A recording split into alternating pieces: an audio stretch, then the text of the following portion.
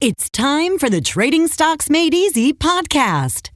Each week, Trading Stocks Made Easy demystifies stock trading and investing so you can profit big. And now, here's the host of Trading Stocks Made Easy, the wealthy investor, Tyrone Jackson. Hello there. I see that you are back for another episode of Trading Stocks Made Easy. I'm your host, Tyrone Jackson, also known as the wealthy investor. Nice to have you back here with me. Guess what our topic is about today?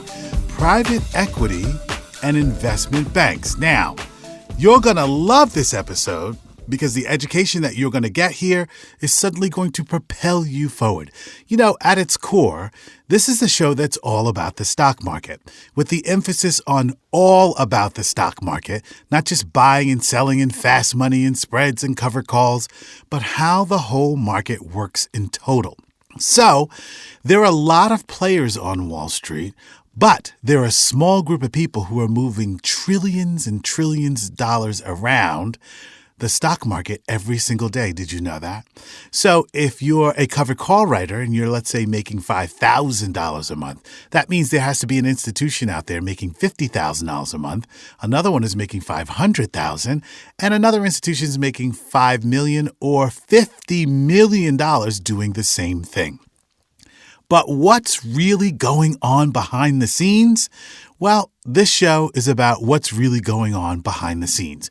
So sit back, relax, and let me explain to you how big money really moves in and around Wall Street. Okay, you and I have a company. We've grown it substantially. But the only way to go from a $20 million company to a $200 million company is we need to raise money. So we happen to have some friends at an investment bank who say, we've looked over all your 10 years of accounting. We've realized that these are all valid numbers and it's verified. Now, if you guys want to go from a $20 million company to a $200 million company, rather than to loan you money so that you can expand your business, we're going to take you to the public market. So members of the public can own shares in your new company. And you and I say, wow, this is fantastic. The investment bank who does all the paperwork so that we can sell shares to the public gets a piece of our business. Not only are they going to hit us with a series of fees, but they're going to get shares themselves and prosper from the company long term. Now, think about this one with me because this is where the game gets really, really fascinating. If you and I are the two principal owners in the business, we're going to get shares of the new publicly traded company. Our shares are going to be issued to us with no cost, right? So let's say our shares initially are valued at a nickel, but we're going to get 1 million shares of the new company, which in effect were issued to us at a nickel. Well, if you have 1 million shares at a nickel and we hit the open air the day that we first start trading, and our 1 million shares are worth $55, we just picked up $55 million. $55 million for you, $55 million for me, right? So we are instant millionaires the second that those shares hit the open air the first day of publicly trading. We can take those shares, not our shares, but the shares that the company has, and we can start selling them at some point back to the open market, thereby raising millions and millions and millions of dollars for things like marketing, TV commercials, a corporate identity, expanding our staff, etc., etc. In this example of going public, who's really taking the capital risk? Well, it can't be you and I because we didn't put up $55 million. It's the public. It's incumbent upon the public to do the research in our company to make sure that our numbers behind the scenes are always growing.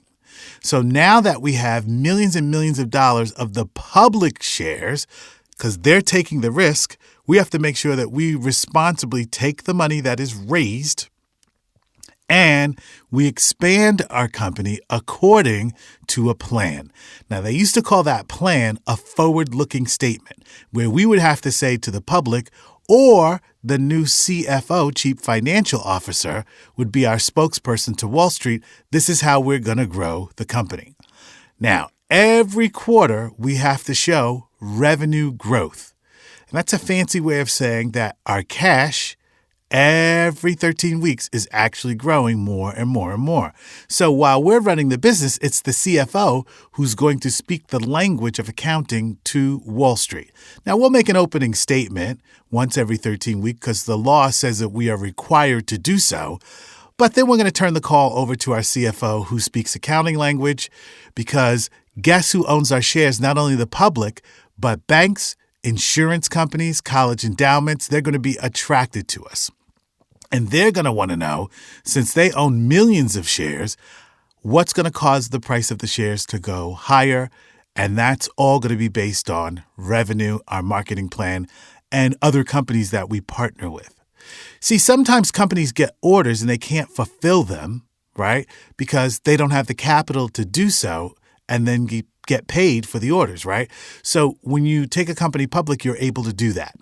Now, everyone on Wall Street, including you and I, are looking for a rate of return. In fact, that's the essence of investing, right?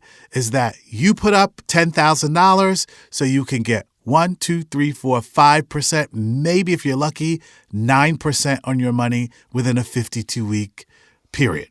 Okay? All right. So we raised all this money. We're instant millionaires. But by the way, we can't cash in all of our shares for the $55 million because when we go public, we're going to begin something called a lockup period.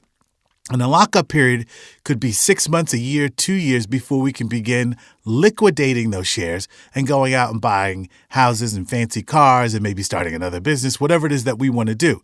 So that lockup period is going to be substantial to prevent us from selling off all of our shares and leaving the public holding the bag.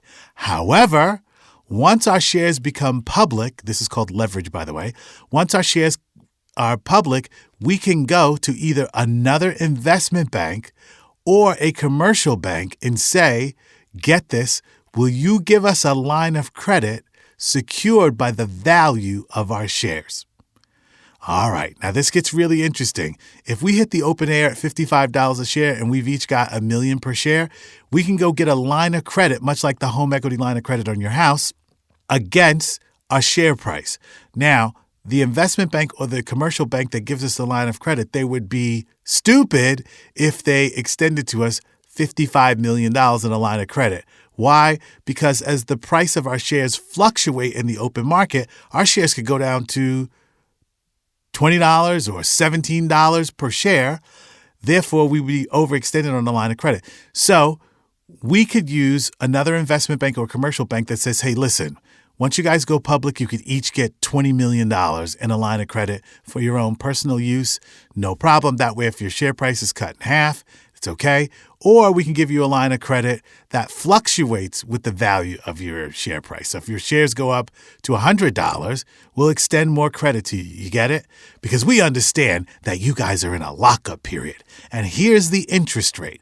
Well, the commercial bank or investment bank that would extend that line of credit, they know that we're good for it because the line of credit is secured by our shares. They can go and be in what they call first position and take some of our shares from us, right, as collateral. But we like it because at least we have that line of credit.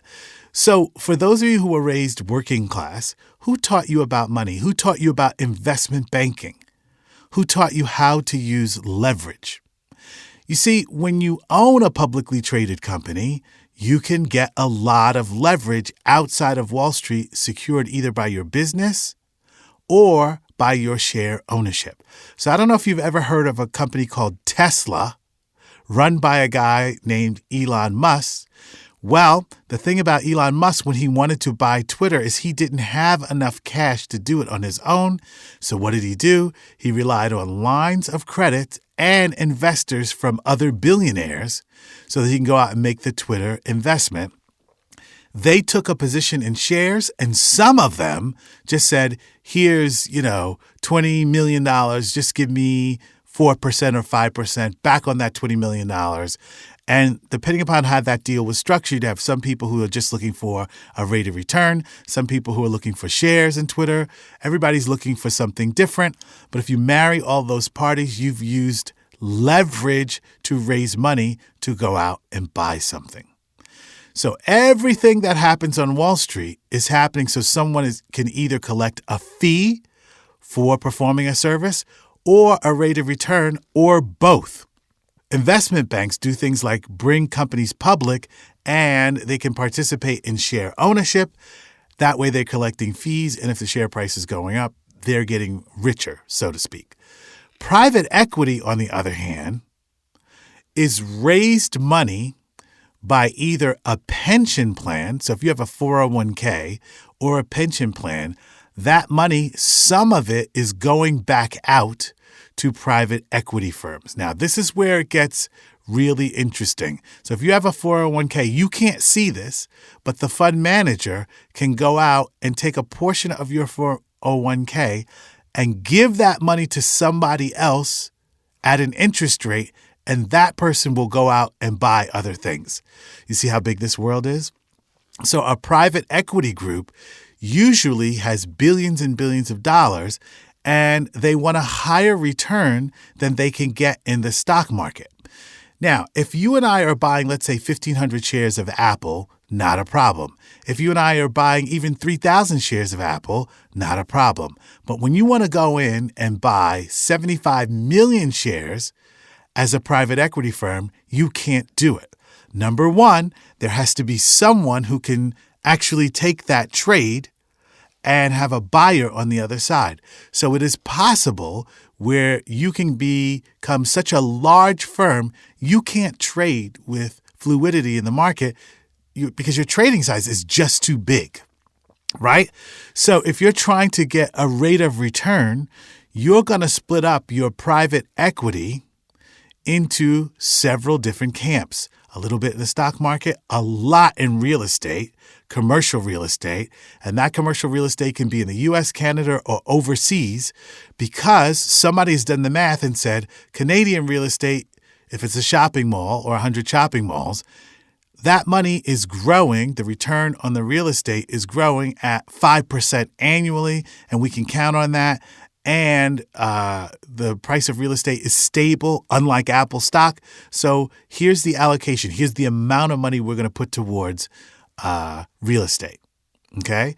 But where is private equity getting the money to either trade in the stock market, buy real estate? Well, they're borrowing it in most cases from pension funds, which are so big they can't get a rate of return in the stock market either. But a pension fund manager can loan out $300, $400, $500 million to a private equity guy and get 5% return. The private equity guy or girl goes out and buys commercial real estate and on and on and on and on and on. So here's the big change in the market these days is private equity is no longer just investing in real estate. Guess what they're investing in? Movie catalogs, record catalogs, people like Shania Twain, or music catalogs from people like Taylor Swift. Because private equity knows that that catalog will get a rate of return, they're behind it, and maybe they can even sell that catalog for twice the value 5 years from now, depending upon how many hit songs Taylor Swift writes. So you see, everything in our lives goes back to Wall Street in some way, shape, or form, either through a bank, an investment bank, a private equity group, or a pension. So we are playing a very, very big game. So how can you continue to get rich from the stock market? Well, more on that topic when we come back. Want to increase your stock market trading profits? Then you need to start your monthly membership to WITradeschool.com right now. Don't understand how to write covered calls for monthly income? No problem. Simply review Tyrone's latest stock trades in our video library as many times as you need. WITradeschool.com is all about helping you get the financial education you need to earn money in the stock market and change your financial life. Tyrone Jackson, the wealthy investor, has helped his students earn thousands of dollars per month trading stocks online from home. These are people just like you. So what are you waiting for? Follow Tyrone Jackson's Red Hot Stock Trades and Investment Strategies today. Don't wait. Start your monthly membership at WITradeschool.com right now.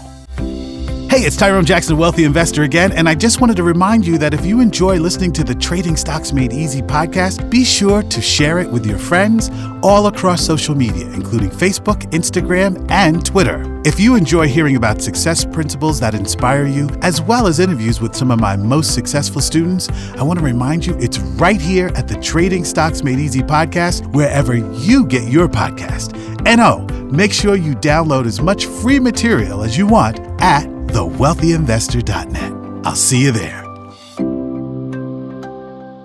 Okay, so today's show's all about investment banking, private equity, and the trillions of dollars a week that are changing hands. So, when you have a financial education like you're getting from just listening to the show, when you're reading press releases about your favorite companies, whether it be Disney, Home Depot, you want to know who the majority shareholders are. And because these companies are publicly traded, you want to know what's going on behind the scenes. But now, if you're reading a press release about Disney having a partnership with another company, and that company's a private equity group, you could understand how Disney will never run out of cash, even though they lost $4 billion last year on their streaming service. This is public news. I'm not telling you anything that we don't know. So, at the time of this recording, there are many companies who are selling off their assets to private equity or individual investors to finance their streaming services. So right now, at the time that I'm recording in the studio right now, Paramount is looking to sell off BET and VH1, right? Because they need to raise money to keep Paramount Plus going, because they believe that streaming is the future of all entertainment. But their streaming services are losing at least $1 billion a year.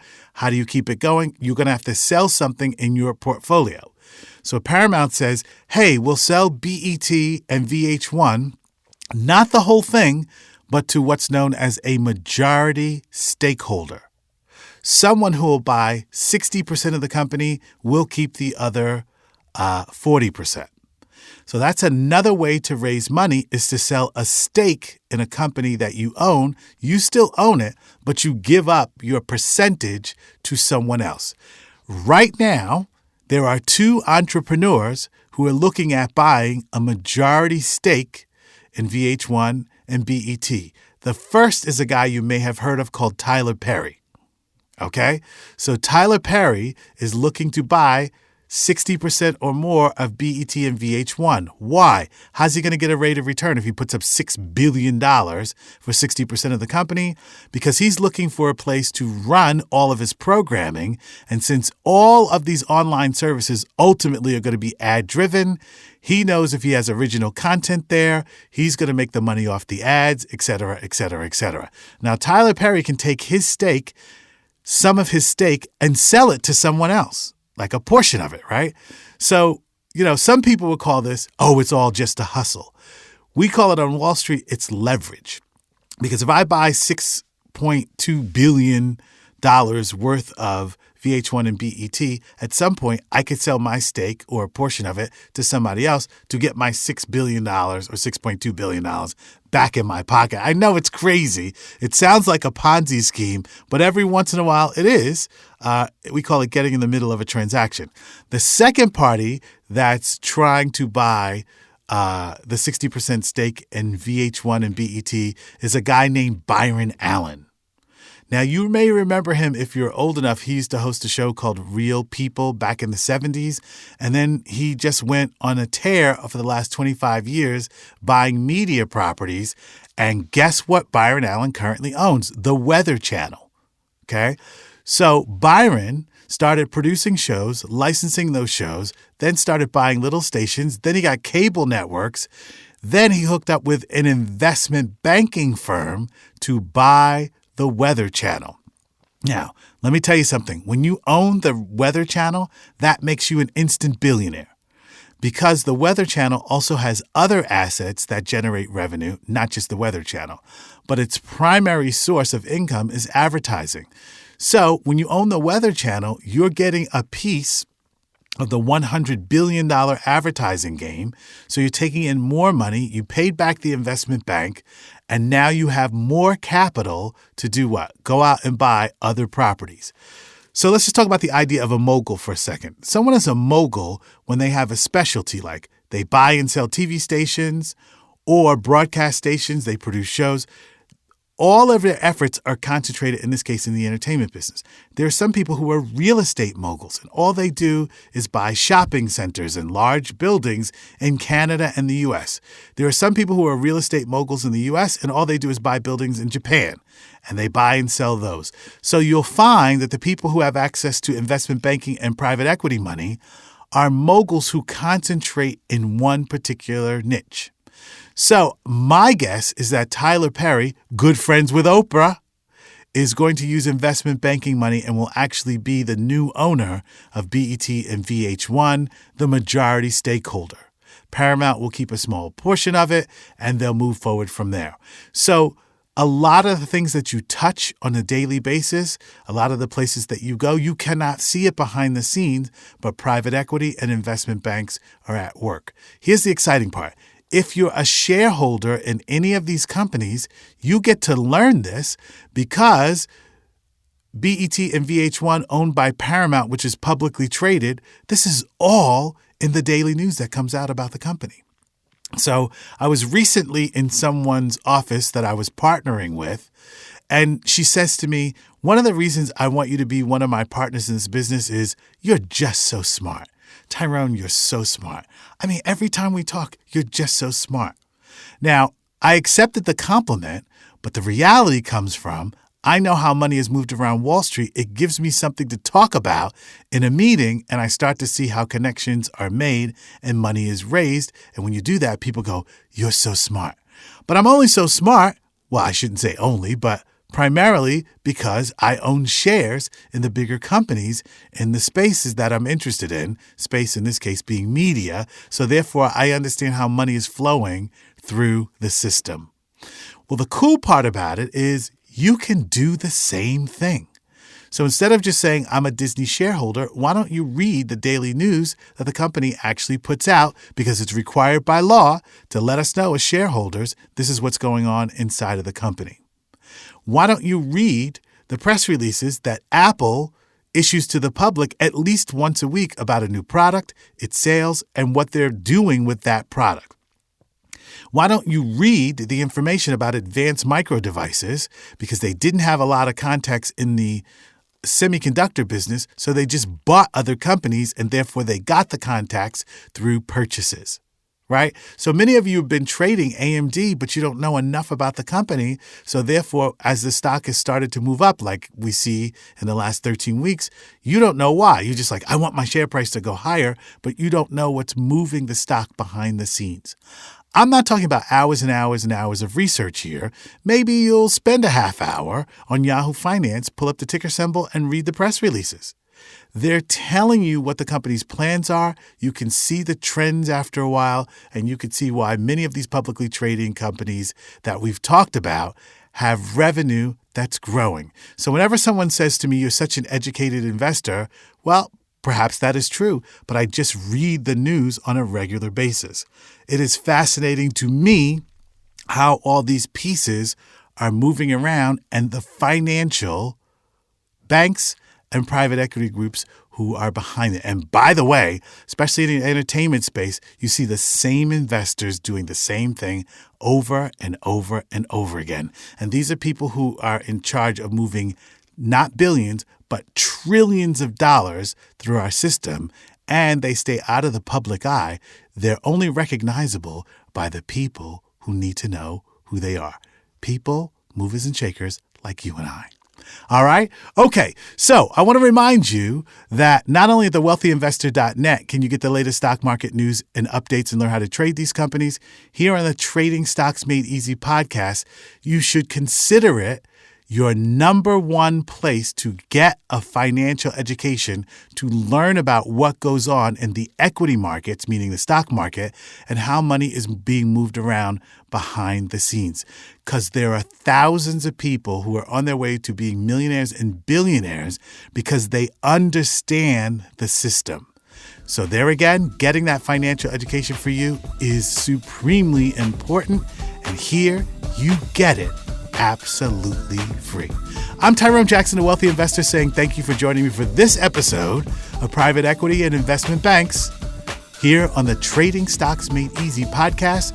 Keep in touch with me. Make sure you sign up for the newsletter at thewealthyinvestor.net. I'll see you next time. You've been listening to the Trading Stocks Made Easy podcast. Be sure to rate and review our show on iTunes. While you're on iTunes, be sure to click the subscribe button and you'll automatically receive our next episode.